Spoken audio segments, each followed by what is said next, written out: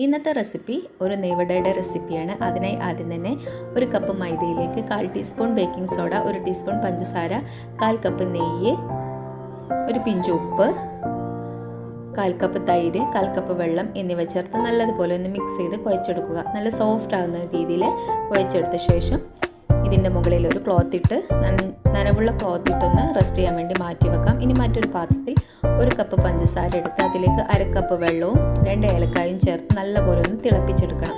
പഞ്ചസാര അലിയുന്നത് വരെ തിളപ്പിച്ചാൽ മതി.